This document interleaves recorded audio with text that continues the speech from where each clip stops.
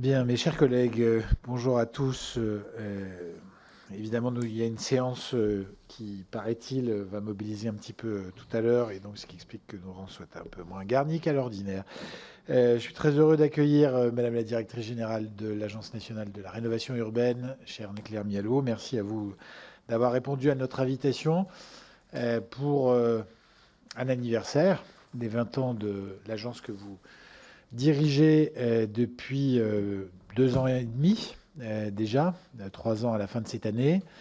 Une agence qui, nous le savons tous, ici a été créée suite à la volonté de Jean-Louis Borloo au début des années 2000 de marquer un acte de reconquête et de justice sociale dans des quartiers où la pauvreté était plus particulièrement concentrée, où l'habitat était souvent plus dégradé qu'ailleurs, et où beaucoup de nos concitoyens habitent, dans toutes les villes de France, ou en tout cas dans de très nombreuses villes en France, puisqu'il faut insister sur le fait que les différents, et notamment le premier plan dont je parlerai tout à l'heure, de l'ANRU, étaient assez largement répartis dans le territoire français, y compris dans des villes moyennes, comme Saint-Dizier dans la Haute-Marne, par exemple, ou Laval, bien sûr, en Mayenne.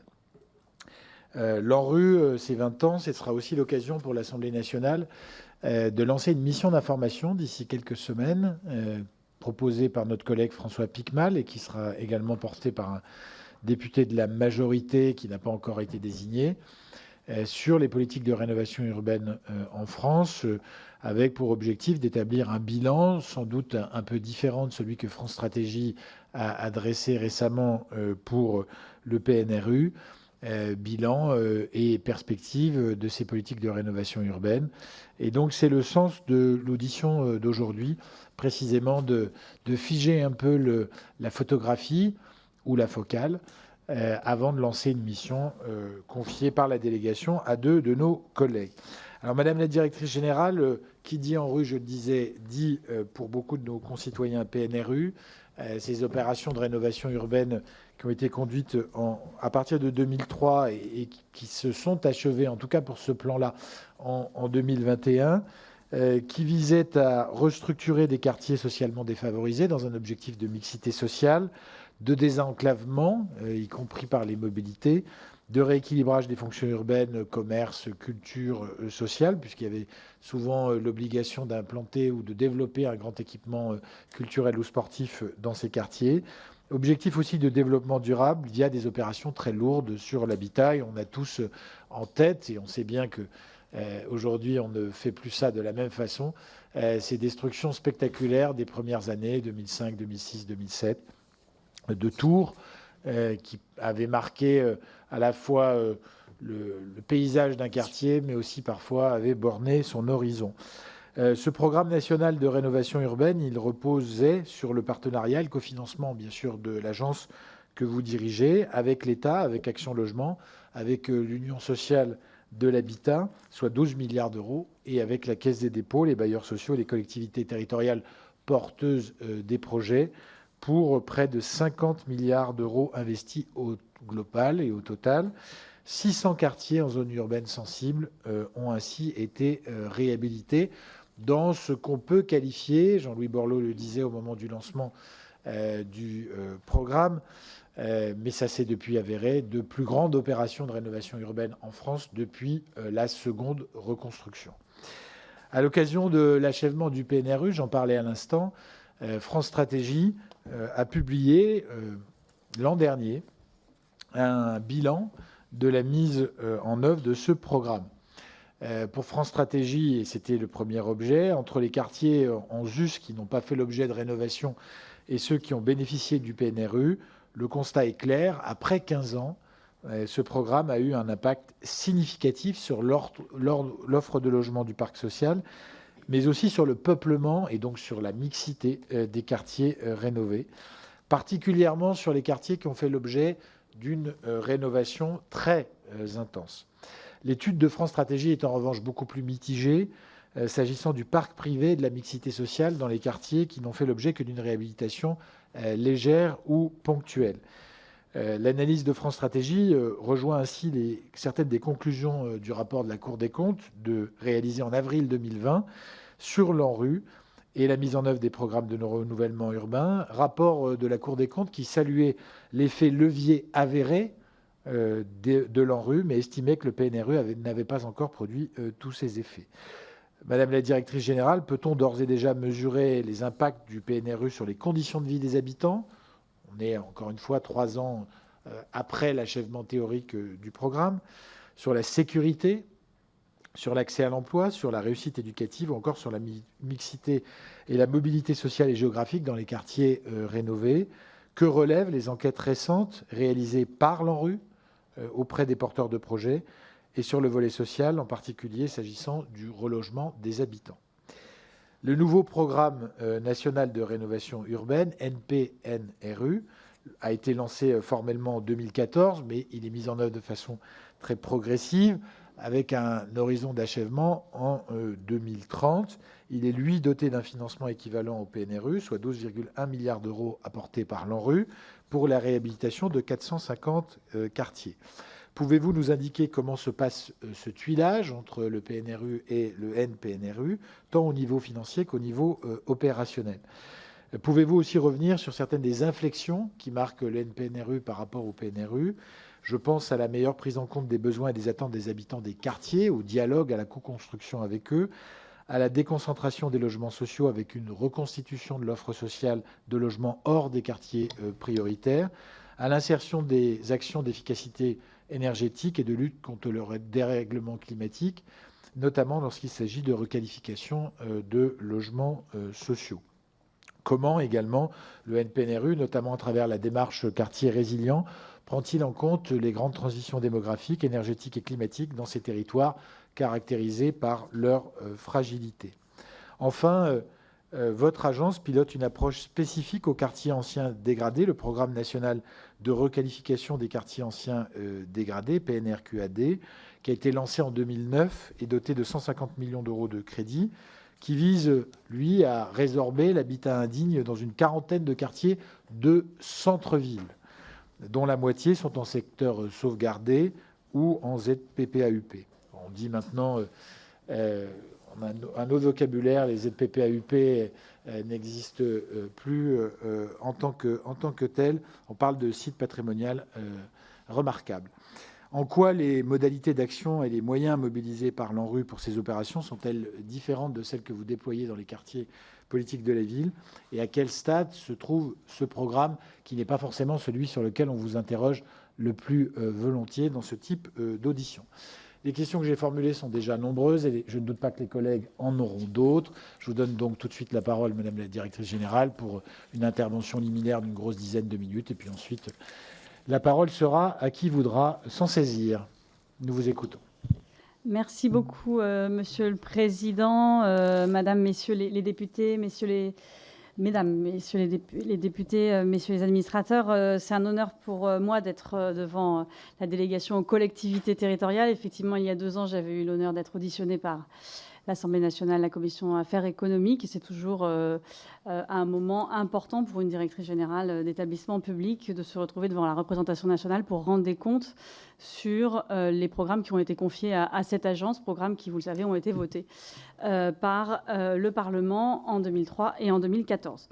Alors, par rapport aux nombreux points que vous avez évoqués, je vais essayer d'apporter quelques premiers éléments de réponse et après, on pourra bien sûr avoir un échange et apporter des éléments plus précis par écrit, si vous le souhaitez, sur un certain nombre de vos questions. Concernant l'ANRU, on est effectivement à une phase un peu particulière. Le PNRU est aujourd'hui terminé. Nous avons fait les derniers paiements, comme vous l'avez dit, et donc on a eu une phase d'évaluation de ce programme.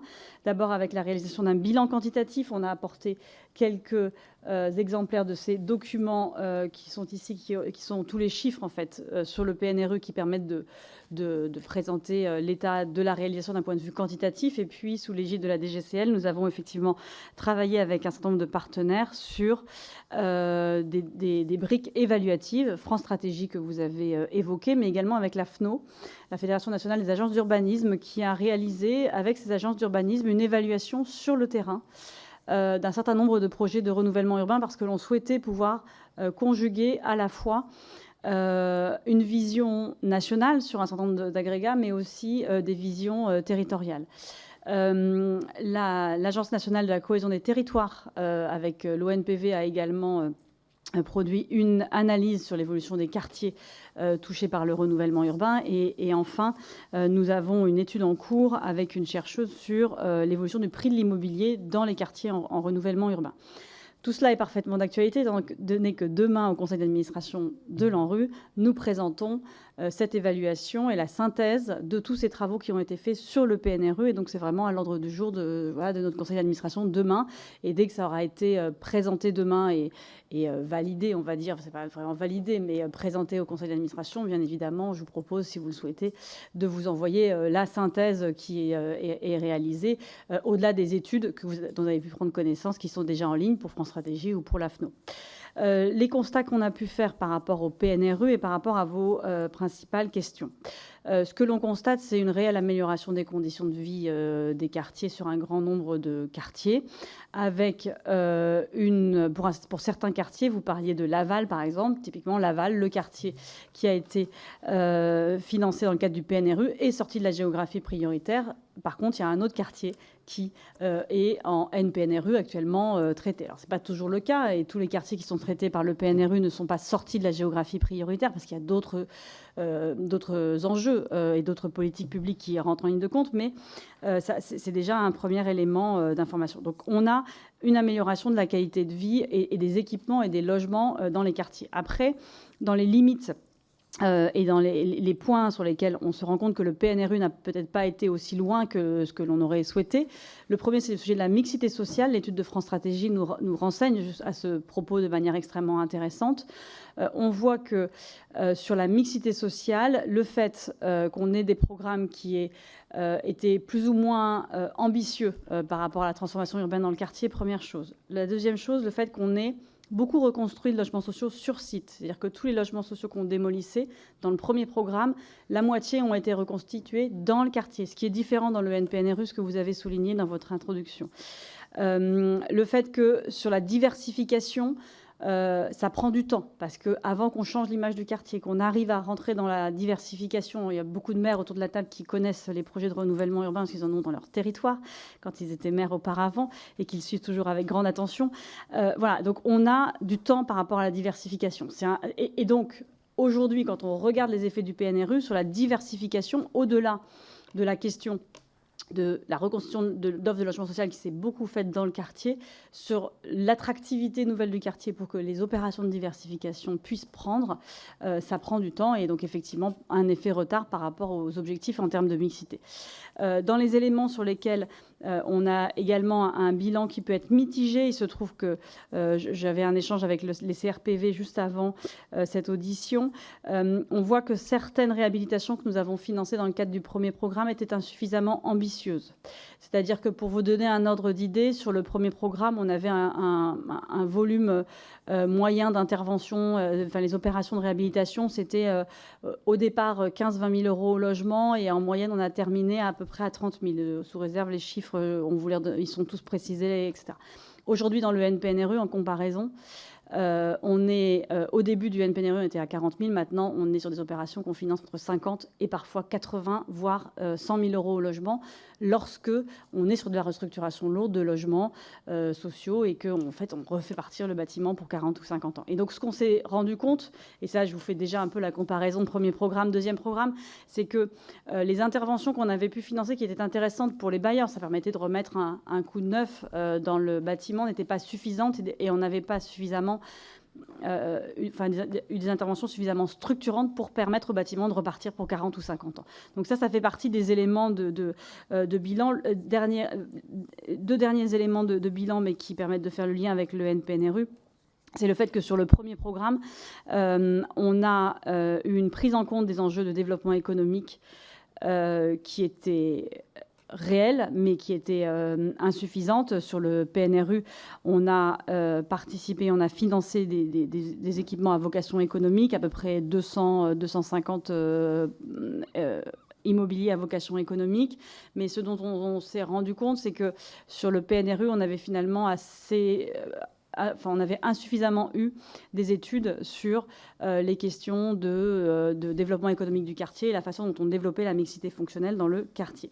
Donc tout ça me conduit, et donc toutes ces études, encore une fois, sont assez riches et peuvent vous être transmises voilà, demain en présentant au conseil d'administration. Donc voilà, aucun problème pour qu'on vous transmette l'intégralité des éléments demain. Par rapport au NPNRU et par rapport à vos questions sur à la fois les inflexions et le tuilage et où on en est aujourd'hui. Donc le NPNRU, voté par la représentation nationale en 2014, début de contractualisation en 2017 et réelle accélération des paiements en 2022. Pour celles et ceux qui suivent les projets de renouvellement urbain, vous le savez, en 2022, on a engagé financièrement autant qu'entre 2017 et 2021. Pour vous donner un ordre d'idée, on avait engagé 1,4 milliard d'euros en 2022, c'est-à-dire l'équivalent de 2017-2021. Et sur 2023, on a engagé 1,8 milliard d'euros. Et j'anticipe d'engager en 2024 2 milliards d'euros. Ça montre l'accélération opérationnelle qu'on voit sur beaucoup de territoires. Hein, l'accélération est là. Et donc, on est sur un NPNRU qui est en plein déploiement. Et donc, aujourd'hui, on a terminé l'allocation, c'est-à-dire qu'on a terminé l'allocation des 12 milliards d'euros dont vous parliez. On est en pleine phase opérationnelle. Elle est là, avec des grues dans les quartiers et avec des projets qui se développent, ce qui est une très bonne chose. En termes d'articulation entre PNRU et NPNRU, il y a eu effectivement un temps de maturation des projets sur le NPNRU qui a été un peu plus long que sur le premier programme et qui a conduit à des démarrages de paiement et d'engagement plus tardifs que ce qu'on a pu connaître sur le premier programme où il y avait eu des engagements et des paiements beaucoup plus rapides. Donc ça fait partie des éléments qu'on analyse, notamment par rapport à la préparation de la suite, je conclurai sur ce point-là, sur lesquels on essaye de regarder pourquoi, à un moment donné, on a eu cette période de tuilage qui a été un peu plus longue que ce qu'on aurait pu anticiper par rapport au premier programme. Dans les éléments qui ont fortement évolué dans le NPNRU, la première chose, je tiens à le souligner, c'est un élément extrêmement structurant dans la loi de 2014, c'est le fait de penser la politique de l'habitat à l'échelle de l'intercommunalité. Et donc notamment par rapport à la reconstitution de l'offre, la loi de 2014 a vraiment imposé le fait que, par rapport à la reconstitution du logement social au 1 pour 1, hein, vous le savez, qui est la règle à l'ANRU, la reconstitution des logements sociaux se fasse en dehors des quartiers politiques de la ville et se fasse en cohérence avec une politique de l'habitat sur l'intercommunalité. Ce qui permet aussi, en complément de la loi SRU, de rééquilibrer en termes de mixité sociale les territoires et donc de participer à ce rééquilibrage de la production et de la présence de logements sociaux sur l'ensemble de la ville. Donc ça, c'est un premier élément extrêmement important. Le deuxième élément, ça a été une attention beaucoup plus forte aux enjeux du développement durable et puis plus récemment, si on prend les termes d'aujourd'hui, à l'adaptation et l'atténuation du changement climatique. Ça a été un élément qui a été réaffirmé dans la loi de 2014 hein, en mettant comme au cœur les deux objectifs mixité sociale et développement durable hein, de manière extrêmement forte. Et ce qui nous a conduit à conditionner certaines de nos aides à des exigences de performance énergétique et notamment sur la réhabilitation des logements. Nous conditionnons des aides majorées au fait d'atteindre les labels BBC Rénovation, ce qui est un élément pour nous extrêmement important. On est à un objectif de 72% et on a dépassé sur les dernières années, donc on verra à la fin en bilan comment on arrive. Et donc là aussi, c'est un peu dans la même logique que ce que je disais tout à l'heure entre comparaison PNRU et NPNRU, c'est de se dire il faut que l'on puisse, quand on investit sur un logement, il faut qu'on investisse pour que ce soit durable. C'est-à-dire qu'on réinvestit, on réhabilite, pas pour 10 ans, pas pour refaire la peinture et la cage d'escalier, même si c'est très important. On investit pour que le bâtiment et le logement soient repartis pour 40 ou 50 ans. Donc ça a été un élément extrêmement important. Au-delà de ces éléments sur la performance énergétique, beaucoup a été fait sur les enjeux de désartificialisation des sols, sur les enjeux de développement d'autres types d'activités comme l'agriculture urbaine avec Quartier Fertile ou la prise en compte des enjeux de résilience en 2022 avec le lancement de Quartier Résilient qui nous amène à revoir l'ensemble des projets à l'aune de la résilience et de se poser la question de savoir si sur les projets tels qu'ils sont aujourd'hui en cours de mise en œuvre, on a bien anticiper les conséquences de la crise climatique que nous connaissons. Et on va livrer des quartiers en 2030 qui seront adaptés par rapport au climat 2030 et aux enjeux de 2030. C'est d'autant plus important dans les quartiers politiques de la ville, c'est quelque chose que vous savez bien évidemment, que dans ces quartiers, on a souvent un cumul de difficultés à la fois urbaines, mais aussi de dysfonctionnements environnementaux. Quand on croise la carte des points noirs environnementaux de l'ADEME avec la carte des QPV dans laquelle nous intervenons, il y a beaucoup de recoupements. Quand on interroge les habitants des QPV par rapport au reste des habitants en France entière sur l'impact de la canicule ou du changement climatique sur leur vie, voilà, les îlots de chaleur, la façon, à la fois les formes urbaines, mais également les localisations des quartiers et la fragilité sociale des habitants renforcent leur vulnérabilité face à la crise climatique. Donc, deuxième élément qui a beaucoup évolué dans le cadre du NPNRU, c'est la question de la prise en compte des enjeux climatiques. Troisième élément que je souhaiterais citer, parce que j'en ai cité déjà sur la comparaison PNRU-NPNRU, c'est la question de la co-construction avec les habitants. Donc c'est un point qui avait été rajouté de manière extrêmement forte. La loi de 2014, vous vous souvenez, je ne sais pas si certains d'entre vous étaient déjà parlementaires pour la voter, mais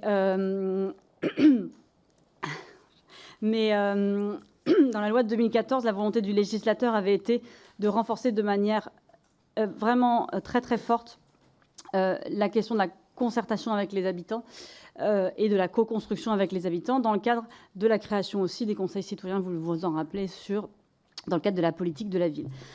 C'est donc une exigence qui est mise dans notre règlement d'intervention, la co-construction avec les habitants, et nous finançons les collectivités pour qu'elles puissent mettre en œuvre un certain nombre de dispositifs de concertation, mais également une école du renouvellement urbain pour former les citoyens.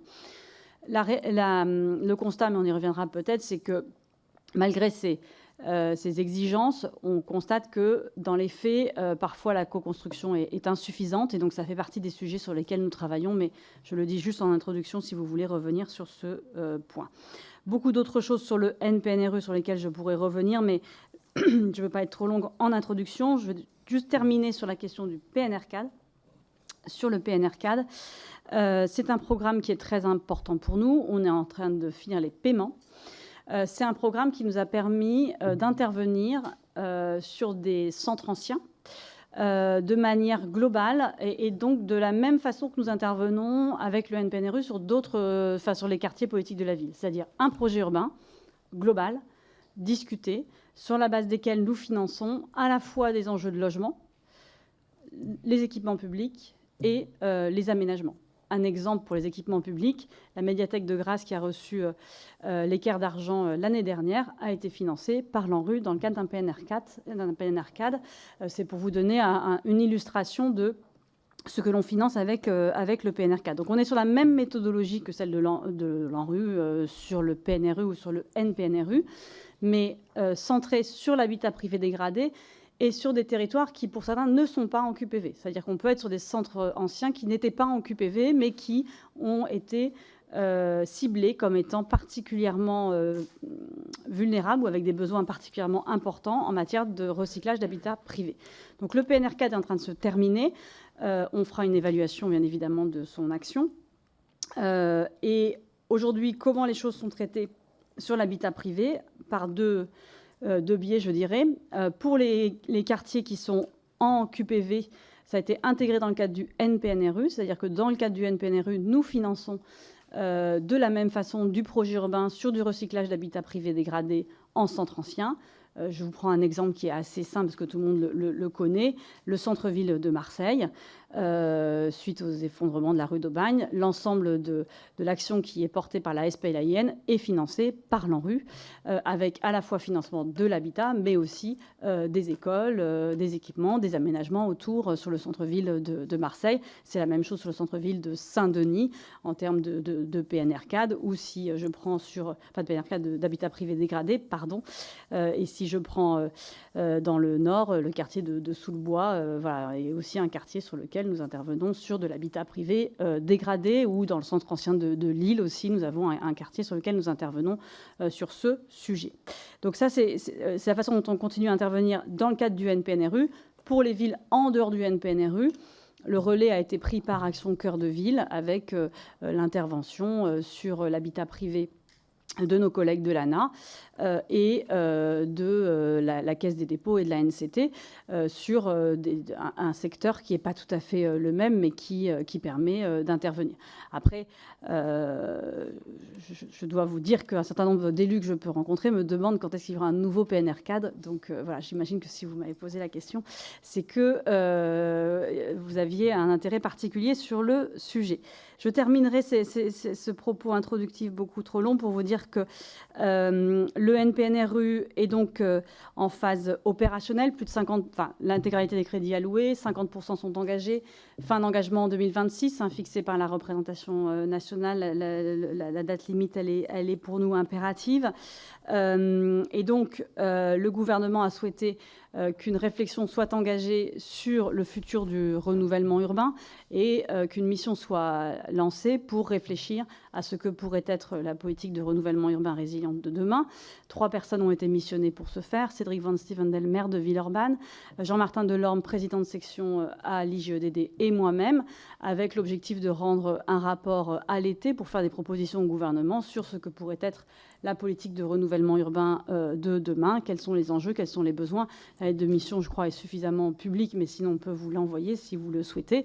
Et donc dans ce cadre-là, la mission d'information qui sera portée par votre délégation sera d'un très grand intérêt parce qu'arrive dans une conjoncture et dans un calendrier qui sera propice aux discussions et aux débats sur quel bilan on tire de ces 20 ans de renouvellement urbain et quelle suite on donne, si suite nous souhaitons donner collectivement à ces politiques de renouvellement urbain.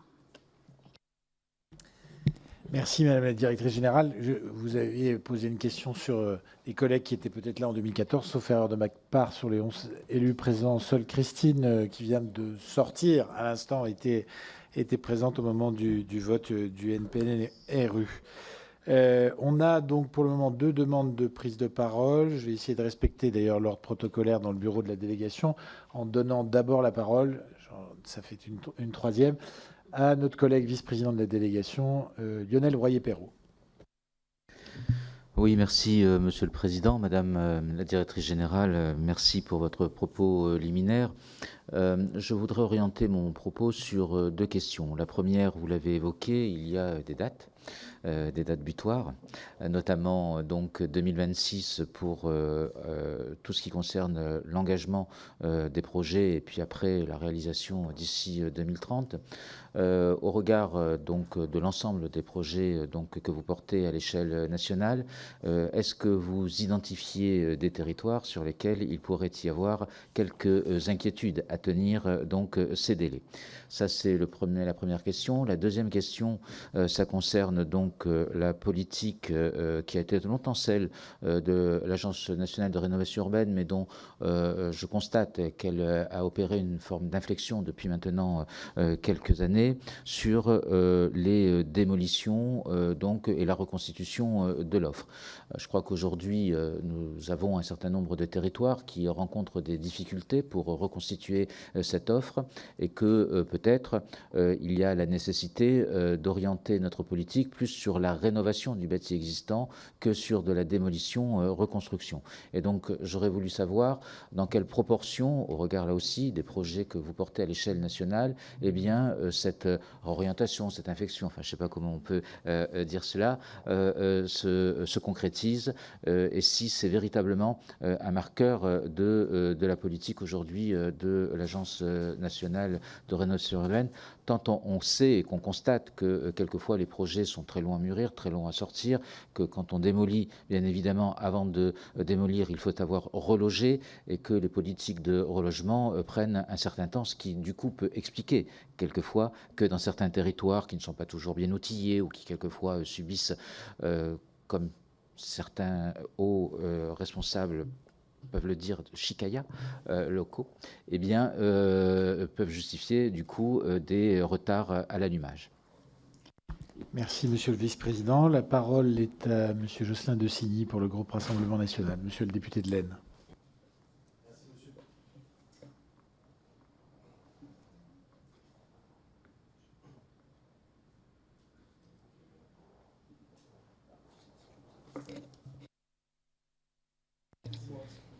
Merci, Monsieur le Président. Madame la Directrice Générale, je vous remercie pour votre présence. Selon l'INSEE, les territoires ruraux réunissent 88% des communes de France et un tiers de leur population. En moyenne, les disparités de revenus y sont nettement plus faibles que dans l'urbain. La France rurale connaît donc un niveau de vie moins élevé, mais plus homogène. Ce sont des territoires plus équilibrés et donc plus harmonieux. Pour autant, le renouvellement rural est complètement exclu du champ d'intervention de l'ANRU. Dès lors, on constate que l'écart ne cesse de se creuser entre ces deux milieux de vie et accroît les inégalités entre la France des métropoles et la France paysanne. Si Emmanuel Macron n'a su que diviser les Français entre eux, le groupe Rassemblement national a pour projet de les unir en les traitant sur un même pied d'égalité avec un même support de l'État. Depuis 2004, les PNRU ont coûté ou coûtent 24 milliards d'euros aux contribuables français, alors qu'ils ont bénéficié qu'aux villes et particulièrement aux banlieues de cadre de la politique de la ville. En comparaison, le plan France Ruralité, depuis 2017, n'a coûté que quelques millions d'euros, le gouvernement se gardant de toute précision chiffrée pour le moment. Le milieu urbain accusant un phénomène de concentration, engendrant lui-même un phénomène de saturation, les populations en quête de meilleures conditions de vie et de logements moins coûteux migrent vers les campagnes. J'aimerais connaître votre regard sur cette nécessaire articulation entre ces deux territoires qui fait pour l'instant défaut dans la stratégie de l'ANRU. Est-ce que pour plus de justice sociale, puisque c'était le but de l'ANRU au départ, et de plus de justice territoriale, l'avenir de l'ANRU ne se situe pas aussi dans nos campagnes? À titre d'exemple, dans l'Aisne, mon département, seules 7 communes sur les 850 ont bénéficié de PNRU. Est-ce qu'en termes d'aménagement du territoire et de répartition de la population, nous n'aurions pas intérêt à investir dans la ruralité tout en continuant l'action de rénovation urbaine déjà employée depuis 2004 ? Ces dernières préconisations seront-elles présentes dans les conclusions de votre rapport de juin prochain que le ministre Béchu a commandé pour votre anniversaire ? Merci, monsieur le député. La parole pour le groupe La France Insoumise NUPES est à monsieur Sébastien Rome, député de l'Hérault. Merci. Bon, je n'avais pas préparé de choses très particulières, mais en vous écoutant, j'ai plusieurs questions qui me viennent. D'abord, vous nous avez invités à vous interroger sur la participation citoyenne, donc c'est ce que je vais faire immédiatement, parce qu'on sait que ces questions de relogement sont extrêmement sensibles et que c'est un enjeu majeur si on veut avoir une adhésion en fait au projet tel qu'il se ressort. Et je me souviens des programmes qui existaient sur la résidentialisation donc dans les quartiers prioritaires qui ont trouvé une impasse justement du défaut de participation des habitants. Et c'est une question extrêmement sensible parce que si ces territoires sont aussi des sas et non pas des endroits où on reste, en fait, il y a beaucoup de personnes qui sortent de ces quartiers-là. On a une partie de la population qui est très attachée à ces quartiers parce que on y trouve une vie sociale, une solidarité. On a énormément d'associations aussi qui sont présentes et sont donc des réseaux de soutien et qui permettent en fait de développer une vie totalement agréable, sachant que à côté de ça, on sait toutes les difficultés qui existent. Rappelez quand même, parce que, en réaction à certains de nos collègues qui viennent de prendre la parole, que nécessairement ce sont des quartiers qui cumulent les difficultés, puisque ce sont des quartiers qu'on a définis comme étant cumulant des difficultés. C'est en fait dans la définition même.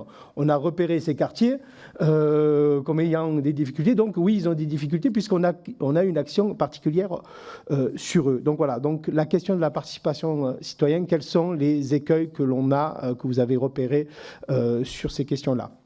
Deuxième question, il y a le PNR CAD, donc action dans les centres-villes anciens, qui s'est décliné avec Action Cœur de Ville, qui s'est décliné avec Petite Ville de demain. Donc ces enjeux de centre-ville ancien sont extrêmement forts, importants, avec des enjeux urbains et d'investissement dans l'urbain qui sont totalement différents de ce qu'on a pu connaître sur l'ANRU.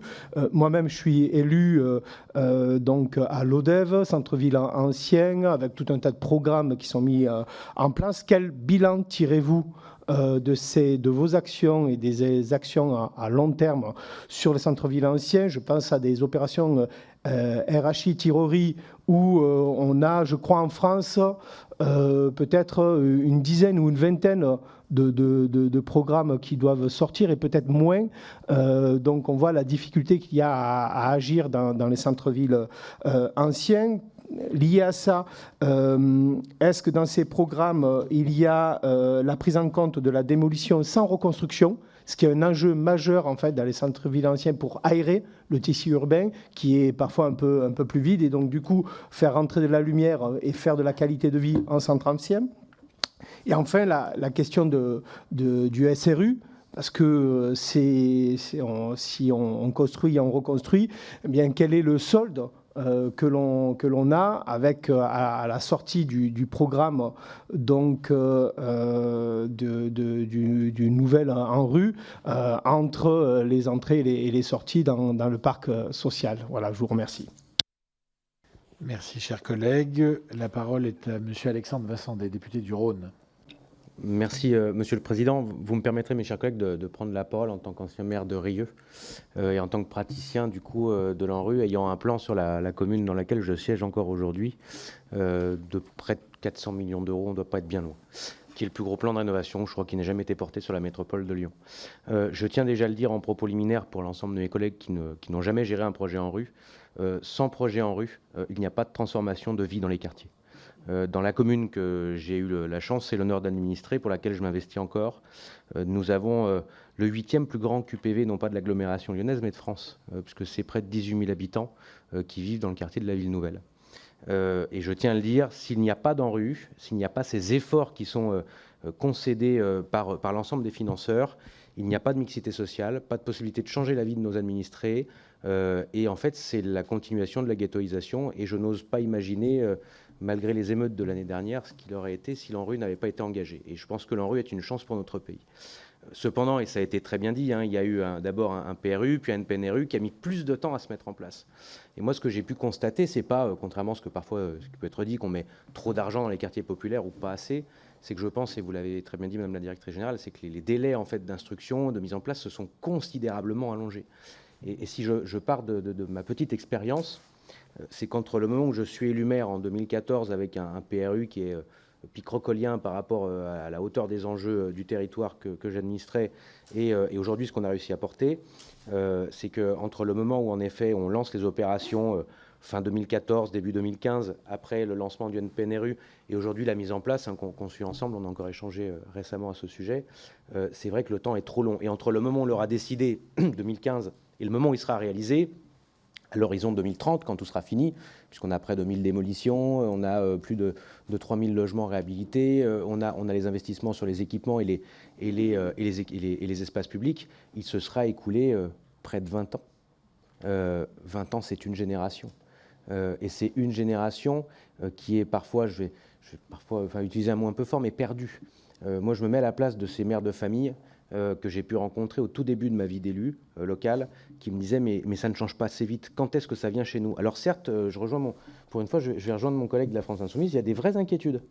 Quand j'ai annoncé la première fois des démolitions dans mes quartiers, je peux vous assurer que ça a été pour beaucoup un drame. Même si le changement est annoncé, il est voulu, quand vous annoncez à des familles que vous allez démolir leurs logements dans lesquels elles vivent depuis 30, 40, 50 ans, elles sont arrivées parfois à la fin des années 60, quand il a fallu traverser la Méditerranée, qu'elles ont vu grandir leurs enfants, elles ont construit leur vie, elles ont vu partir leurs enfants, revenir leurs petits-enfants, et que vous leur dites du jour au lendemain, on trace un trait sur votre histoire, sur votre vie, c'est un vrai traumatisme. Mais si vous arrivez à les accompagner, et si vous arrivez à avoir cet accompagnement humain et les projeter à l'avenir, alors ils arrivent à vous suivre. Je peux vous assurer que pourtant, je ne suis pas de la couleur politique qui a géré ma commune pendant des années, et je peux vous assurer que les scores sont importants. Pourquoi? Parce que les gens nous font confiance à partir du moment où il y a des actions.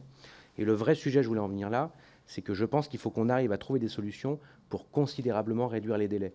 Il y a bien sûr les questions de relogement, mais entre le moment où on porte le projet et le moment où il est validé, Mon Dieu que c'est long. Ça, c'est la première chose. La deuxième chose, et on l'a vu dans le NPNRU, on a signé, nous, la convention à Rieux de mémoire en 2019. On a notamment sur les équipements publics, notamment le scoring, une explosion des coûts de construction. On porte ensemble, et c'est en cours de réalisation, un groupe scolaire sur le secteur du Mont-Blanc. On est passé d'un projet de 20 à 24 millions d'euros pour le même programme. Pour autant, le scoring a été le même. Mais c'est vrai qu'il y a des questions de financement.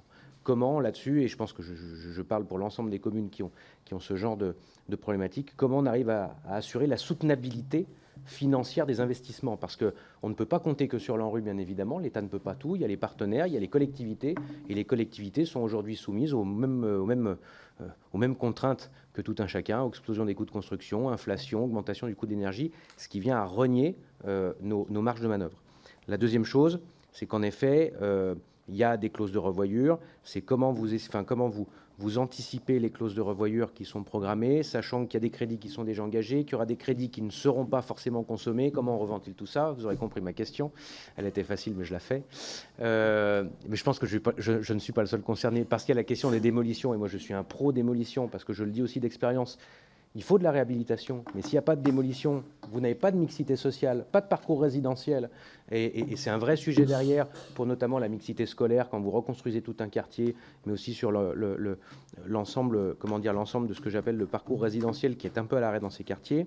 Et puis il y a la dernière question, et là je parle aussi d'expérience pour ce qu'on a vécu à Vaux-en-Velin dernièrement. Il y a la loi qu'on a votée, dont notre collègue Lionel Royer-Perrault est le rapporteur, sur les copropriétés dégradées, mais les copropriétés sont aussi un vrai sujet, parce qu'on met le paquet sur le parc social, bien évidemment, et c'est nécessaire, mais il faut qu'on pense aussi à soutenir de façon extrêmement importante les copropriétaires, puisque si demain vous rénovez tout un quartier, que vous avez des nouvelles copropriétés qui se portent bien, avec justement de l'attractivité, des nouveaux habitants qui participent à la vie du quartier, qui participent à l'attractivité, à la vie, au fait de redresser l'appareil commercial, qui crée de la mixité dans les équipements scolaires qui sont nécessaires. De l'autre côté, si vous avez des copropriétés qui ne sont pas traitées de façon, j'ai envie de dire, musclée et franche, en fait, on crée les problèmes de demain. Donc c'est sur ces sujets-là que je voulais un petit peu vous entendre. Et puis vous dire encore une fois, c'est vrai qu'on a beaucoup mis l'aspect financier sur l'habitat, et c'est évidemment essentiel. Mais les équipements publics, la prévention situationnelle sur les questions de sécurité, bien évidemment, doivent être poussées, je pense, au maximum. Il faut revoir cet urbanisme des années 60-70, où on a construit très très vite, sans forcément penser, et c'est normal, aux défis sécuritaires d'aujourd'hui, où on le voit... On a des espèces, des fois, d'immeubles pieds de grue, une espèce de Tetris qui s'est fait quand on le regarde du ciel, et qui sont mortifères pour les habitants, et qui sont, j'ai envie de dire, un régal pour ceux qui vivent du trafic de drogue, et qui, des fois, sont des souricières pour nos forces de l'ordre. Et puis enfin, il y a la question surtout aussi des équipements sportifs, des équipements culturels, où là-dessus, vraiment, on a aussi un enjeu, parce que c'est aussi sur les équipements publics, sur les services publics proposés à nos administrés, à nos habitants, qu'on a un véritable défi, en plus de la question du logement. Je vous remercie. Merci beaucoup. Deux collègues encore. La parole est à Madame Marie-Agnès Poussier-Winsbach, vice-présidente de notre délégation pour le groupe Horizon. Merci, Monsieur le Président, Madame la Directrice, merci de vos propos. Plus qu'une question, peut-être des remarques. Moi également, comme ancien maire de Fécamp, j'ai eu à gérer un projet qui avait très largement démarré avec moi, je dois bien le reconnaître, mais qu'il a fallu finaliser. Donc, je me suis rendu compte que, puisque vous l'avez évoqué, l'association des habitants au projet. Et moi, j'aimerais bien que dans l'avenir, on essaie de réfléchir à comment faire mieux dans le domaine. Parce que, au fond, on a toujours un peu les mêmes personnes dans les réunions, notamment dans les villes moyennes. Et on a du mal à aller chercher, et c'est un peu vrai dans tous les domaines, mais on a un peu de mal à aller chercher des personnes qui pourraient nous aider aussi à accompagner nos politiques publiques. Typiquement, moi j'arrive, je me rends compte qu'il y a une verrière qui est prévue, une bulle en verre avec des arbres, ça avait l'air d'être magnifique. Mais quand j'échange vraiment avec les habitants, je me rends compte qu'ils ont simplement besoin de terrains de pétanque, par exemple. Ce n'est pas tout à fait les mêmes objectifs. Comment est-ce qu'on fait mieux cohabiter aussi tout ce qui est politique de la ville, rénovation de l'habitat, éducation nationale, et notamment pour tout ce qui est peut-être cartographie J'ai souvent été étonnée quand on a revu, par exemple, les quartiers prioritaires, qu'on décrète que certains quartiers qui allaient un peu mieux, et ça c'est mon inquiétude, étaient considérés comme des territoires dits en veille. Ça veut dire que vous n'avez plus aucun moyen. Et je ne sais pas très bien qui veille dessus, mais en tous les cas, ça revient et en général simplement aux élus locaux de le faire. Donc comment est-ce qu'on fait aussi pour mieux faire travailler ensemble au-delà des comités de pilotage, des comités techniques qui sont très officiels, comment concrètement? Et comment enfin, est-ce que vous avez une idée du comment est-ce qu'on fait pour être un peu moins administratif peut-être, pour faire revenir au cœur de ces quartiers des travailleurs sociaux sur le terrain? Parce que moi, ce que j'ai observé également, et ce que je continue à observer, c'est que entre tous ces comités techniques, ces copiles, ces comptes rendus qu'on doit rendre, ces bilans, il y a très peu de temps où en fait nos agents peuvent être sur le terrain concrètement auprès des habitants, non seulement écouter ce qu'ils ont à nous dire, leurs attentes, et puis pour nous d'estimer où est-ce que nous en sommes dans nos attentes et dans nos politiques publiques à mener. Voilà simplement ce que je voulais vous demander. Merci, Madame la vice-présidente. J'ai une réflexion et qui ne m'étonnera pas, qui ne nous étonnera pas, puisqu'on a souvent des réflexions proches en tant qu'ancien maire de ville moyenne. Quand vous évoquez ce qui est en veille, on a eu l'occasion déjà avec Madame la directrice générale d'en parler. Qu'est-ce qui se passe quand le PNRU a traité un quartier, mais qu'il reste un immeuble à détruire qui n'est pas éligible au NPNRU, et que ça devient le refuge de toute l'insécurité, du trafic de drogue, un immeuble années 70. Et des cas comme ça dans les villes moyennes, il y en a malheureusement beaucoup, pour celles qui ne sont plus éligibles au NPNRU. Une dernière question de notre collègue Bertrand Sor, puis ensuite il y aura 2 questions à nouveau de collègues d'ores et déjà. Monsieur le député de la Manche. Merci, Monsieur le Président. Madame la Directrice Générale, merci de votre présence tout d'abord. Moi, je voudrais vous livrer un constat, celui de maires ruraux, de petites communes, qui aujourd'hui se trouvent confrontés à la fois à une évolution des possibilités d'urbaniser, avec des PLU, des PLUI, des SCOT, des SRADET qui se mettent en place, et qui, en tout cas sur mon territoire de la Manche, réduisent très considérablement la possibilité de construire du logement nouveau. Alors la remarque qui leur est faite, c'est eh bien écoutez, il suffit de rénover le bâti ancien, qui bien souvent d'ailleurs ne correspond absolument plus à la volonté de potentiel des jeunes familles, puisque c'est des bâtis avec des toutes petites pièces, souvent sur étage, où il y a peu de terrain. Et il se trouve souvent ces maires totalement démunis quant à la marche à suivre pour rénover ces centres-bourgs dans lesquels ils veulent effectivement retrouver une vitalité. Alors, j'ai lu dans la note qui accompagnait cette audition le fait que l'ANRU portait effectivement les programmes d'investissement d'avenir avec dans ces PIA le numéro 4 qui concerne l'action cœur de ville. Un certain nombre des communes que j'évoque ont effectivement cette labellisation Action Cœur de Ville, remplissent un certain nombre de conditions, mais sont assez démunies à la fois en termes d'ingénierie, mais aussi de financement, pour pouvoir porter des actions de rénovation du cœur de ce que sont ces villages, parce que ce sont des villages où la vie est particulièrement agréable, mais où effectivement le manque d'habitation nuit considérablement à l'accueil de nouvelles familles qui pourtant trouveraient les conditions à la fois pour les enfants dans les écoles.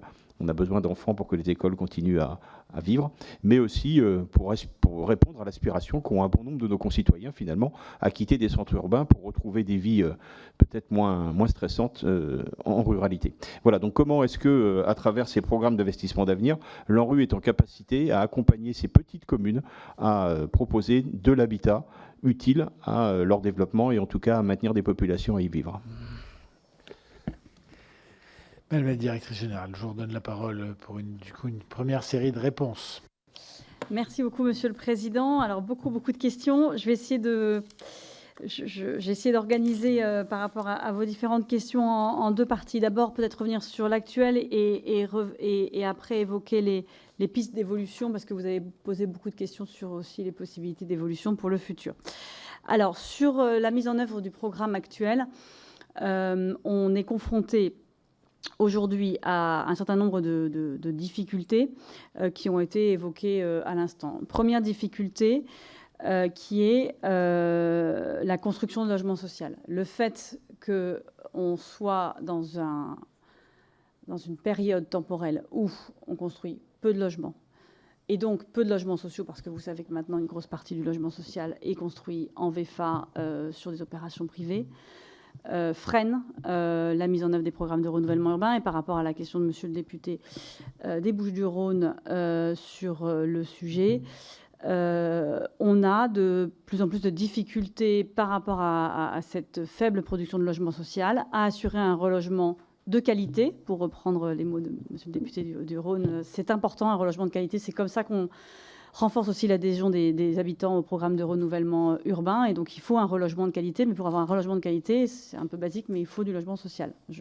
J'enfonce des portes ouvertes, excusez-moi, mais parfois, il faut le dire. Et donc, la faible production de logement social à laquelle on est confronté est un vrai sujet pour nous, à la fois pour faciliter le relogement, mais aussi par rapport à l'atteinte de l'objectif qui est fixé dans le NPNRU, qui est la reconstitution d'un logement social pour tout logement social démoli. Ce qui me permet de répondre à votre question, monsieur le député de l'Hérault, sur la question du solde de logements sociaux. Sur le premier programme, on a reconstitué, je vais essayer de vous retrouver les chiffres exacts en termes de reconstitution de logements sociaux. On a reconstitué, je crois, 80% à peu près des logements sociaux démolis.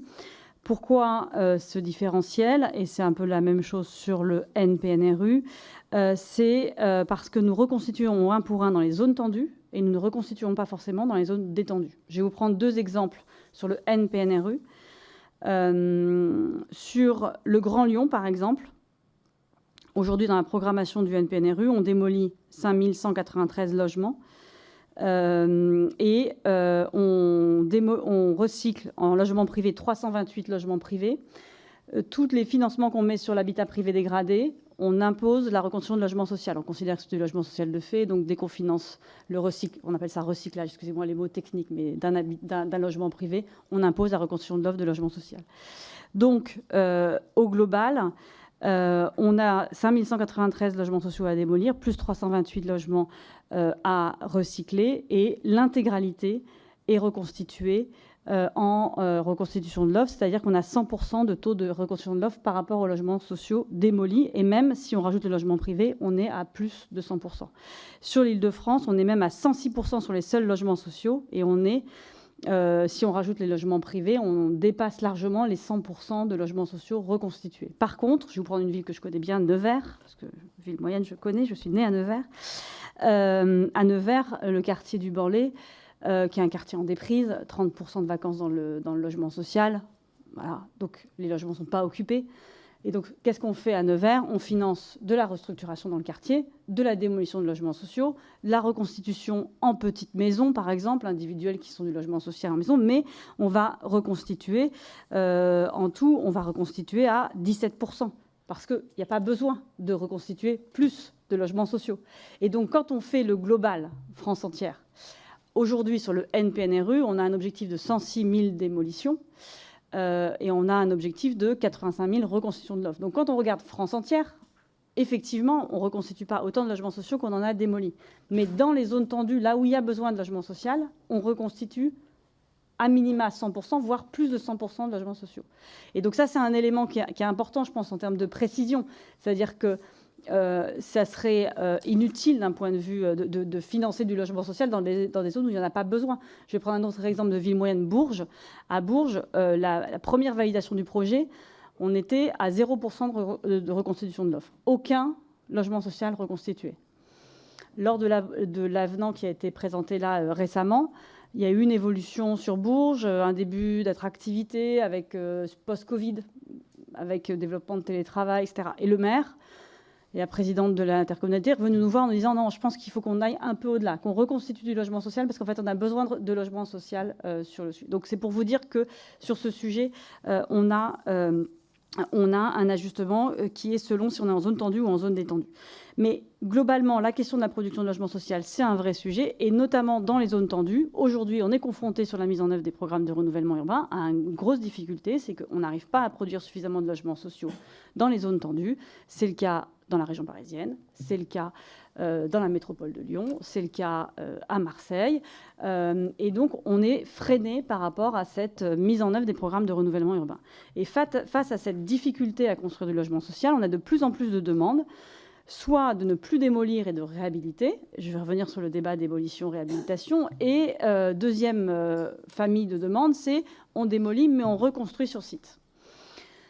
Deux choses par rapport à ça. Première chose par rapport démolition versus reconstruction.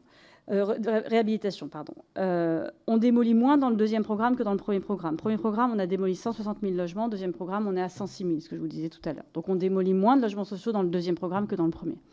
Deuxième chose, on a aussi dans les années récentes et par rapport aux abondements qui ont été faits suite à la décision de l'ensemble des partenaires de rajouter 2 milliards d'euros en 2021 sur le NPNRU, on a un certain nombre de collectivités qui sont revenues nous voir en nous proposant plutôt des projets de restructuration lourde de bâtiments plutôt que de la démolition-reconstruction, avec la volonté de mieux conseiller par rapport aux enjeux carbone. Ça fait partie des sujets qu'on finance plus. Et donc maintenant, on finance, je vous l'ai dit, des réhabilitations beaucoup plus ambitieuses. Et quand on finance à Rennes, par exemple, la restructuration des tours Maurepas à plus de 100... Enfin, le coût opération, c'est pas ce que met l'ANRU sur l'opération. La présidente maire de Rennes me dirait que c'est un abus de langage, mais le coût opération est à plus de 100 000 € par logement. Mais on désosse totalement la tour, on rajoute des balcons, on restructure à l'intérieur, enfin, on refait une tour neuve. Bon. Ça peut être un peu... Enfin, ce sont des projets qui sont inspirants pour l'avenir, pour économiser du carbone, pour éviter voilà, de consommer des ressources qui sont, on le sait, finies et sur lesquelles il faut que l'on soit vigilant et sobre. Après, une des questions qui se pose par rapport à cette question de privilégier la réhabilitation ou de reconstituer l'offre sur site, c'est la question de la mixité sociale. Le programme qui a été voté par le Parlement en 2014, il est clair. Le premier objectif du NPNRU, c'est de renforcer la mixité sociale. Et donc, moi, si je me personnalise en tant que directrice générale de l'ANRU, je me bats au quotidien pour faire en sorte que par ce programme, on conserve cet objectif de mixité sociale et qu'on conserve l'objectif qui est dans le deuxième programme de reconstituer 80% des logements sociaux en dehors des quartiers politiques de la ville. Et c'est extrêmement compliqué, parce que quand on dit reconstituer 80% des 100 000 logements sociaux démolis en dehors des quartiers politiques de la ville, ça veut dire trouver du foncier en dehors des quartiers politiques de la ville, ça veut dire trouver du foncier dans des communes qui, aujourd'hui, n'ont pas beaucoup de logements sociaux, c'est-à-dire être aux côtés des préfets et des maires qui essayent de respecter la loi SRU dans cette complexité, mais nécessaire, si on a l'objectif de mixité sociale, de trouver des solutions pour renforcer la mixité sociale et construire du logement social en dehors des quartiers. Et par rapport à l'objectif qui était le fondement de la loi de 2003, de lutter contre la ségrégation sociale et territoriale, de porter un programme de cohésion nationale pour déségréguer les quartiers et éviter ce que vous décriviez les uns et les autres, que la ghettoisation, il faut absolument qu'on arrive à mieux répartir les logements sociaux sur les aires urbaines et à faire en sorte que on évite la concentration des logements sociaux sur des territoires. Et donc c'est compliqué. Aujourd'hui, on est confronté à cette difficulté face à la faible production de logements sociaux, notamment dans certains territoires. Je ne les citerai pas, mais voilà, on les connaît où il y a des zones particulièrement tendues. Et donc la question, elle est simple, hein, c'est est-ce qu'on abandonne notre objectif de mixité pour trouver des solutions tout de suite, ou est-ce qu'on tient un peu sur notre objectif de mixité, quitte à retarder un peu la mise en œuvre du programme. Donc c'est tout le sujet qu'on a actuellement et qui est un sujet compliqué.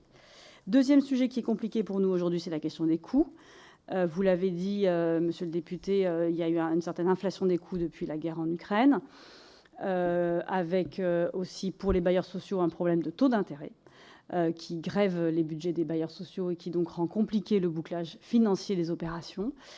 Et l'ANRU a des concours financiers qui ne sont pas indexés ni sur l'indice BTP, ni, heureusement pour nous, sur le taux du livret A. Donc, la conclusion, c'est qu'effectivement, on a un certain nombre de maîtres d'ouvrage qui peuvent être confrontés à des difficultés financières pour boucler les projets et pour les sortir. Voilà. Donc, il y a un certain nombre de dossiers sur lesquels c'est compliqué. Et parfois, on a eu des discussions pour voir comment on pouvait redéployer des économies pour faire en sorte de faciliter la sortie des projets.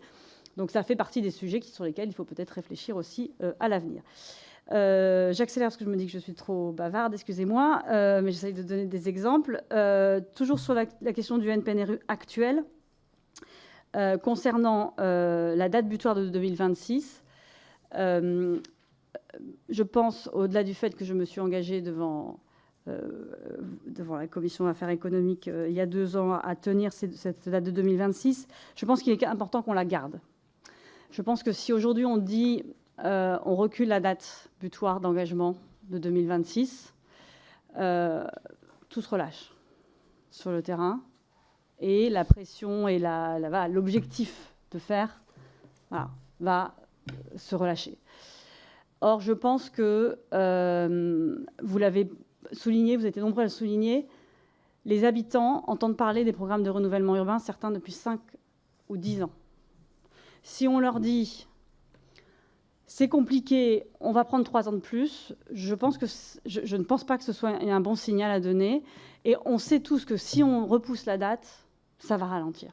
Alors après, je sais que tous les maires me demandent plus ou moins que la date, qu'on puisse avoir des débats là-dessus. Je pense honnêtement que c'est d'intérêt collectif de garder la date de 2026. Après, qu'est-ce qu'on fera en 2025 ? Qu'est-ce que la représentation nationale décidera en 2025 ? Nous verrons. Je pense qu'il faut qu'on garde la date de 2026 comme un objectif parce que les habitants attendent que les projets se mettent en œuvre. Après, oui, dans certains territoires qui ont été validés tardivement, ça ne sera pas terminé. Bon, et donc là, il faudra savoir ce qu'on fait. Sur le PNRU, on a basculé les opérations sur le NPNRU. Je ne sais pas sur un NPNRU. Bon, voilà. Donc après, il y a des solutions. Et s'il reste que quelques opérations, on peut toujours trouver des solutions. Mais ralentir toute la machine, je pense que ce n'est pas bon pour les habitants. Et sans parler de l'impact sur la filière BTP, si on est clair, qui est bien contente de voir qu'il y a encore des opérations de renouvellement urbain qui avancent dans les différents territoires. Toujours sur la mise en œuvre de l'actuel, oui, il y a un sujet d'articulation, vous l'avez dit, Madame la députée, et vous avez été plusieurs à le dire, sur l'articulation avec les autres politiques publiques, la question du contrat de ville, la question des politiques publiques associées, c'est un sujet majeur. C'est un sujet, vous le savez, qui n'est pas porté par l'ANRU. Nous, on est en charge uniquement du programme national de renouvellement urbain. Mais c'est un sujet sur lequel on travaille avec nos collègues des autres agences et qui est fondamental. C'est-à-dire qu'aujourd'hui, on va financer des projets qui vont être livrés. Et après, on ne sait pas ce qui on suit pas la suite. Et on sait très bien que si, je prends souvent cet exemple, quand on construit des écoles, on essaye toujours de faire attention aux projets pédagogiques. On travaille avec la communauté enseignante pour avoir un projet pédagogique. Et les élus nous présentent souvent des écoles qui sont basées où le bâtiment correspond à un nouveau projet pédagogique. Après, s'il n'y a pas d'équipe enseignante dans l'école, on aura beau avoir une belle école avec qui correspond à un projet pédagogique, c'est un sujet. Donc oui, la question de l'articulation avec les autres politiques publiques et l'ANRU est, à mon avis, je partage ce que certains d'entre vous ont dit, essentiel dans les quartiers. Ce n'est pas suffisant par rapport aux enjeux multiples de ces territoires, mais ça, vous le savez, je n'ai pas besoin, je pense, d'aller beaucoup plus loin. Par rapport au futur, et peut-être du coup pour revenir sur d'autres points qui ont été évoqués. Sur les territoires sur lesquels nous intervenons, monsieur le député. Les territoires sur lesquels nous intervenons, ils ont été définis par la loi. Et en tant que directrice générale de l'agence, je ne peux intervenir que sur les territoires qui ont été définis par la loi de 2014, qui sont très clairement définis, c'est-à-dire que la loi de 2014 précise que ce sont uniquement des QPV qui présentent des dysfonctionnements urbains majeurs, dont la liste est arrêtée par un arrêté du ministère de la Ville, du ministre de la Ville. Et donc l'ANRU intervient sur 450 territoires, qui sont les 450 territoires qui sont listés dans un arrêté ministériel.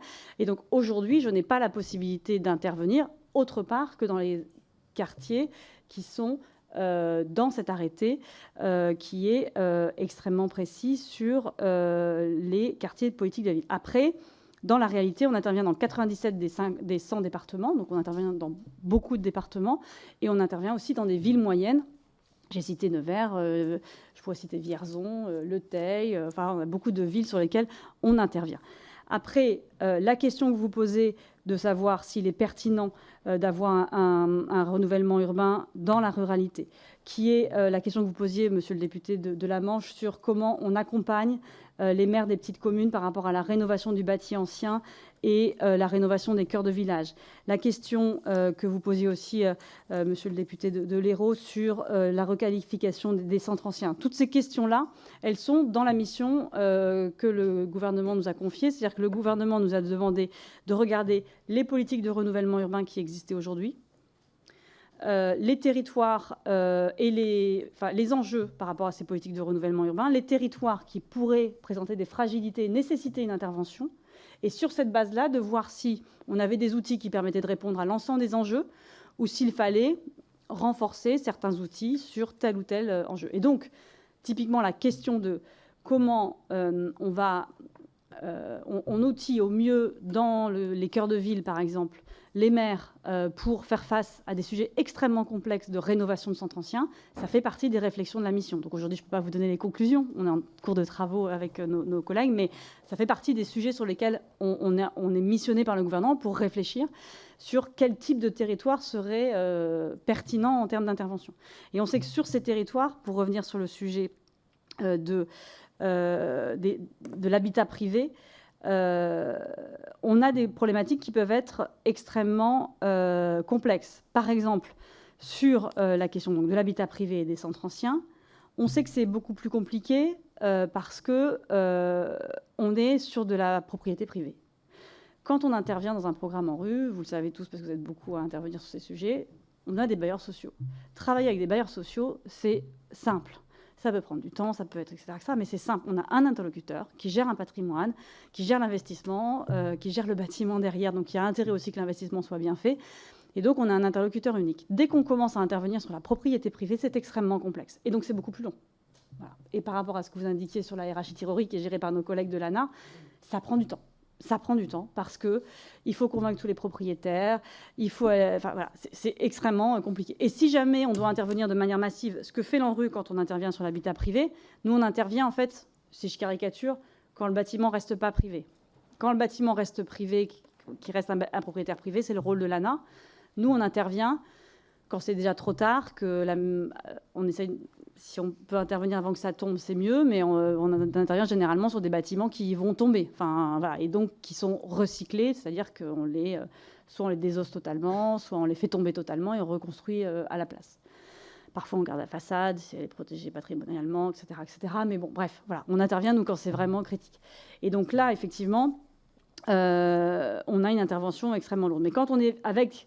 Mais même là, il faut exproprier, il faut racheter. Enfin, voilà, c'est extrêmement compliqué, donc c'est effectivement très long. Mais ça fait partie des sujets sur lesquels on doit travailler, comme sur les copropriétés dégradées, qui sont un enjeu extrêmement fort sur le futur.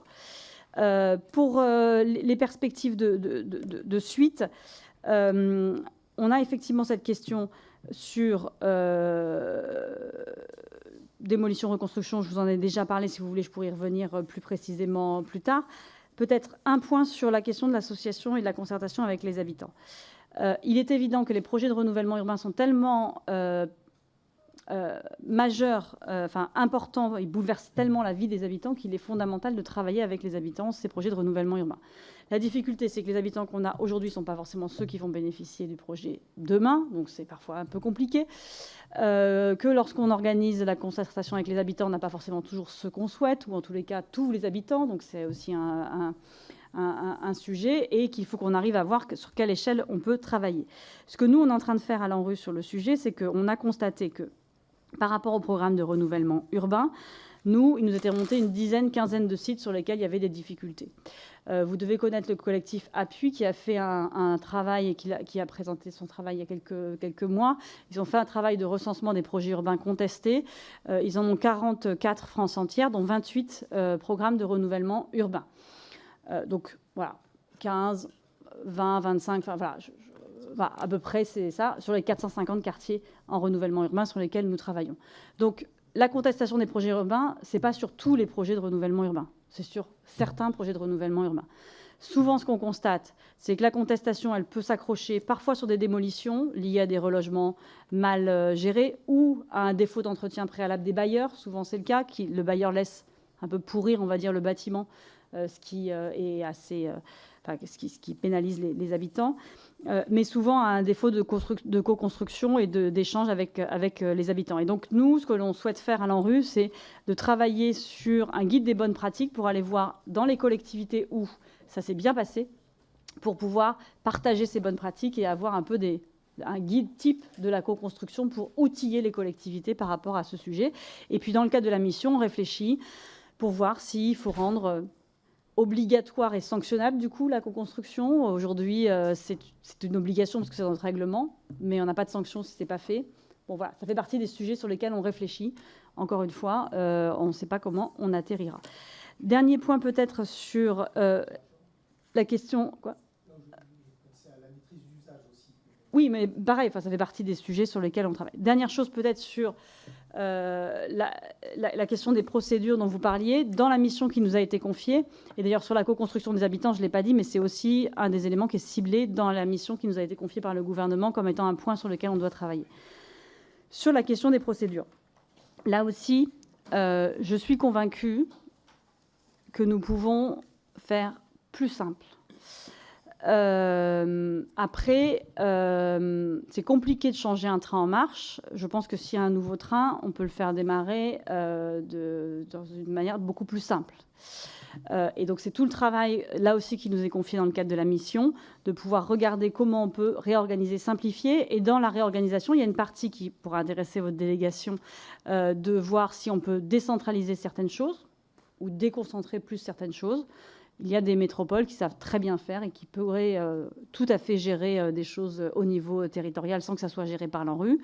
Et puis, il y a des choses sur lesquelles on peut, je pense, simplifier. Et notamment, un des points qui revient souvent, c'est le fait qu'on verrouille beaucoup de choses au moment du contrat, ce qui rend beaucoup plus compliqué les avenants successifs. Or, un projet urbain, on le sait tous, pour toutes celles et ceux qui ont fait des projets urbains, ça change tout le temps.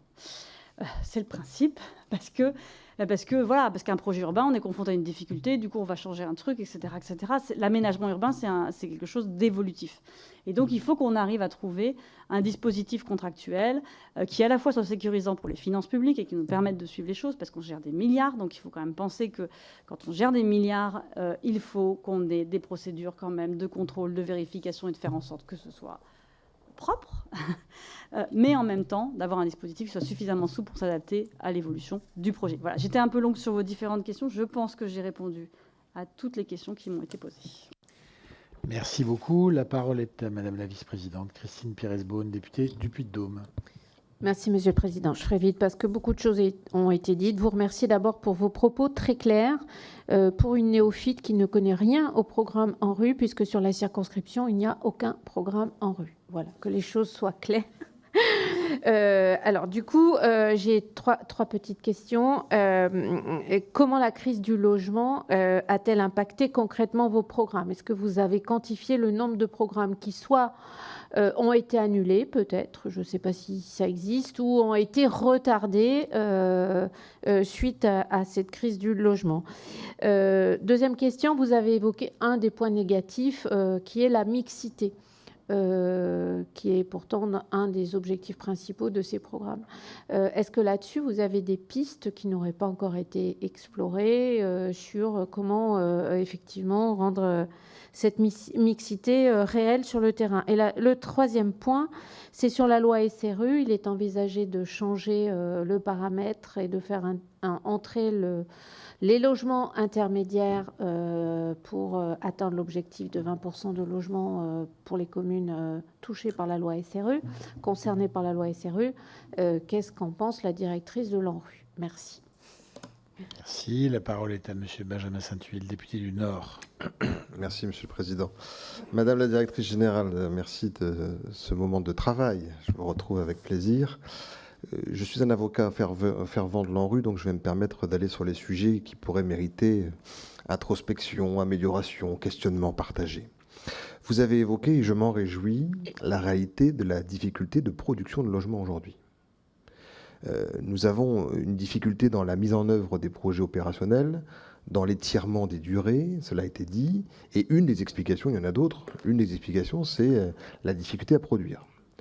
Il y a, à mon avis, à réfléchir sur ce sujet, chacun étant dans son rôle, on ne va pas mélanger les sujets, mais je crois que des décisions antérieures qui ont été prises, je pense à la RLS, si vous discutez avec les acteurs de l'habitat social, ils vous en parleront régulièrement, ont fragilisé les capacités à faire. Que par ailleurs, vous avez cité, à juste titre, je crois, la question des taux d'intérêt, et que si on passe au-delà de cette question strictement financière, sur la question du relogement plus largement, je crois qu'il y a des dispositifs anciens dans le premier programme, celui qui est bouclé aujourd'hui. Je pense aux opérations mal nommées, mais qui se comprennent pour tous, d'opérations tiroirs.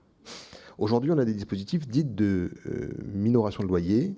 Je ne prendrai que l'exemple du Nord, parce que moi je voyage peu, donc je reste sur mes terres de responsabilité. Il me semble que la minoration de loyer est très peu mobilisée aujourd'hui. C'est de l'argent, je vais être un peu provoque par principe, parce que je cherche des solutions, comme tous les collègues ici, sur des projets qui nous concernent. C'est de l'argent qui dort et qui pourrait peut-être être utilisé différemment dans la reventilation des crédits.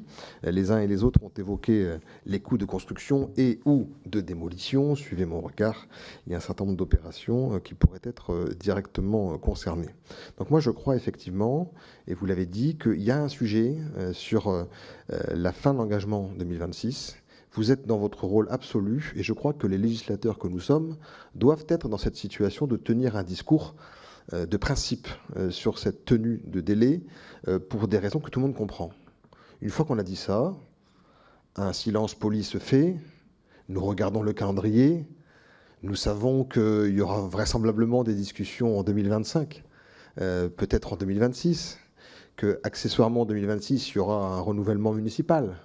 Et que donc une partie des dessins ou de la mise en œuvre opérationnelle seront questionnés, comme souvent, au moment de changement de direction. Moi, je fais partie de ceux qui défendront la rigidité du moment ou le principe du moment, et ensuite la capacité à effectivement envisager des perspectives nouvelles. Et comme on fera partie, je crois, pour un certain nombre de ceux qui seront avocats d'une perspective de suite, on vous donnera la possibilité naturellement de faire en sorte que le NN puisse suppléer au N si jamais il y avait une difficulté durable. Je veux dire un mot sur la problématique de diversification. Moi, j'appartiens à un territoire d'une grande fragilité que vous avez nommé à travers le quartier de Soulbois, mais c'est Maubeuge. Bon, la diversification, c'est un fantasme chez nous aujourd'hui. Nous n'arrivons pas à faire de diversification. Les seuls acteurs de la production effective de logements, ce sont les acteurs bailleurs sociaux. Et c'est la raison pour laquelle j'ai démarré mon propos sur la fragilité d'une partie de ces acteurs, parce que si ils ne sont pas en situation d'eux, on est face à une difficulté. Et puis vous avez relevé dans votre propos introductif un élément, à mon avis, essentiel, mais c'est le président d'agglomération que je fus qui le dit, c'est le fait intercommunal. L'enfer est pavé de bonnes intentions. J'ai un itinéraire qui me permettra de confirmer que je suis attaché par principe à la logique de mixité sociale. Mais la réalité, c'est qu'aujourd'hui, cette mixité, elle est interrogée, parce que si on a un fait intercommunal effectif, alors vous êtes en situation de produire des opérations que certains qualifieraient de dentelles, qui nous permettraient de... Bon. Mais dès que le fait intercommunal est moins puissant, dès que la logique intercommunale est questionnée, je pense souvent à mon collègue de Rieux de la Pape qui pourrait parler du fait intercommunal chez lui, pour le contester hors partie, dès que c'est difficile, la capacité à construire des opérations complémentaires est questionnée. Et du coup, la mixité espérée de départ, qui fait qu'on ne reconstruit pas in situ, elle fait qu'on a beaucoup de mal à reconstruire tout court. Et vous l'avez dit, du coup, je fais un pont sur la participation des habitants. Moi, je suis fervent défenseur de la participation des habitants, surtout en tout temps et en tout lieu. C'est compliqué, hein. La seule chose que j'ai à dire aux habitants que je vois quand on démarre, c'est « Salut !» On va réhabiliter ou démolir votre logement. Ça saute, ça rit, ça pleure, ça espère. Et puis il y a le temps de la mise en œuvre long, la problématique de relogement qu'on a caressée aujourd'hui, qui est une problématique essentielle. Et vous l'avez dit, je suis content que vous l'ayez dit de manière aussi nette, ceux qui sont concernés par les opérations nouvelles, ce ne sont plus les habitants de départ. Puisque comme on a érigé, et je dis ça, encore une fois, tout le monde, si on se renseigne, connaît mon parcours. Donc en 2014, je n'étais pas en désaccord avec ce qui a été écrit et ce qui a été fait. Mais la réalité, c'est que les opérations, elles échappent aux gens qui auraient pu être concernés, qui sont relogés différemment, et que du coup, dans la participation des habitants, dans la co-construction du sujet, parce que j'entendais ce que vous disiez sur la co-construction, oui, moi j'ai dessiné avec des gens, des habitants, l'hypothèse d'un nouveau quartier, puis ils ont été relogés ailleurs, puis ils ne sont pas revenus, puis de toute façon on n'a pas produit suffisamment de logements pour qu'ils reviennent.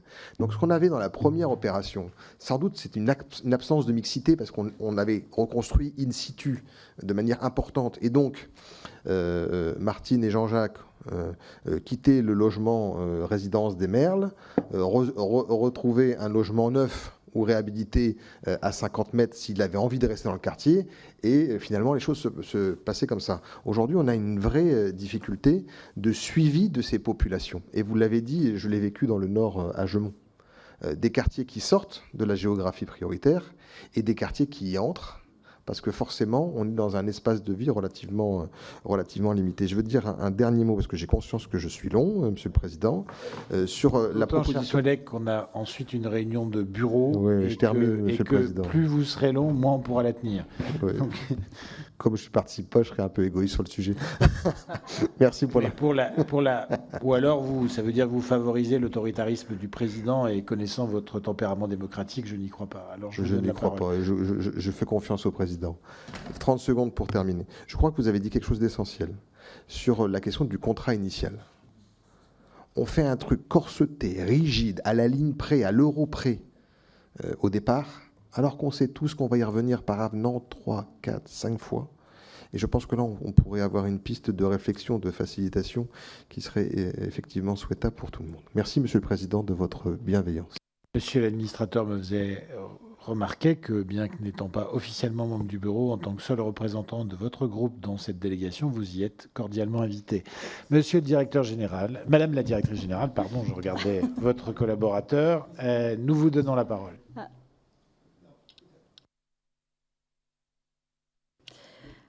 Merci beaucoup, Monsieur le Président. Alors, quelques éléments sur les questions qui ont été évoquées. Tout d'abord, donc, par rapport à la question de la crise du logement, l'impact sur le programme qui revient avec la question de la difficulté de la production de logement et des outils que met en place l'ANRU pour garantir la bonne mise en œuvre du programme d'ici 2026. Sur ce point, donc, chaque année, nous partageons avec les préfets des objectifs de mise en œuvre du programme sur chaque département. C'est un élément de pilotage qui est important. Vous le savez, les préfets sont les délégués territoriaux de l'ANRU, et donc nous partageons avec les préfets un certain nombre d'objectifs à la fois sur la mise en œuvre des programmes, les engagements, etc. Dans les objectifs que nous sommes fixés conjointement pour cette année, on a cette question de l'actualisation, de la sécurisation de la trajectoire d'engagement d'ici 2026. Dit autrement, c'est repérer les opérations qui sont à risque, les opérations qui, le cas échéant, pourraient être reportées, annulées, parce que concrètement, d'ici 2026, on n'y arrivera pas. Et l'objectif de ce travail-là, c'est un travail à la fois de vérité pour voir sur quoi on priorise nos interventions, et le cas échéant, s'il y a des opérations dont on sait pertinemment qu'elles ne seront pas engagées d'ici 2026, de pouvoir récupérer l'argent qui était initialement affecté sur ces opérations pour, le cas échéant, faciliter la sortie d'opérations qui, elles, seraient en difficulté financière concrètement. Donc ça se fait à l'échelle de chaque contrat, chaque territoire, et donc c'est un travail qui est engagé sur le premier semestre avec les préfets. Donc par rapport à votre question concrète, je pourrais plus facilement répondre quand j'aurai le bilan de tout ce travail-là qu'on est en train de faire de sécurisation en fait de la mise en œuvre. Ce qu'on constate, c'est qu'on a des projets qui sont retardés, notamment avec des phases de relogement qui durent beaucoup plus longtemps que prévu, et qui du coup retardent tout le reste du projet, dont ce qui arrive généralement à la fin, c'est-à-dire les équipements qui sont construits à la place des logements démolis, la diversification de l'offre qui est généralement construite à la place des logements démolis. Donc ça fait partie des sujets qui sont pour nous particulièrement importants. Dans ce cadre-là, on regarde également la capacité financière des bailleurs, la capacité financière des collectivités. Sur la capacité financière des bailleurs, c'est un sujet qu'on traite pour les plus en difficulté avec la CG2LS.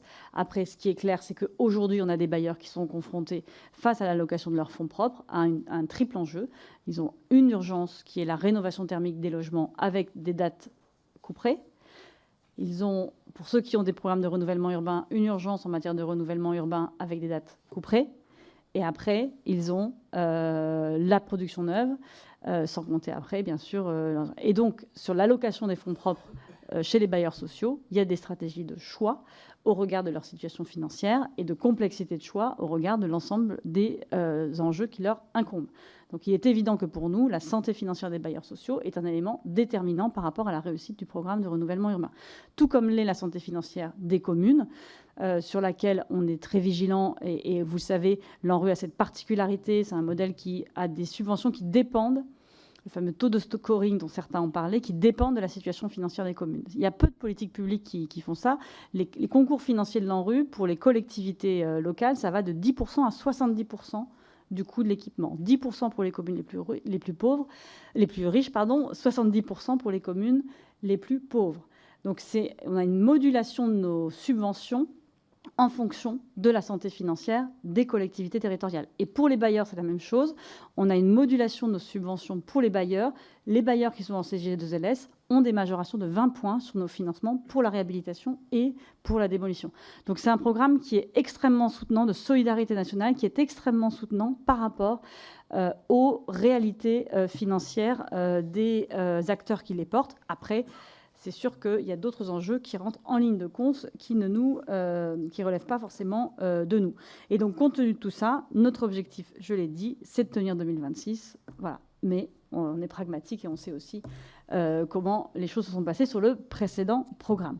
Sur la mixité, parce que finalement, vous avez, Madame la députée, Monsieur le député, posé l'un et l'autre ces questions de mixité.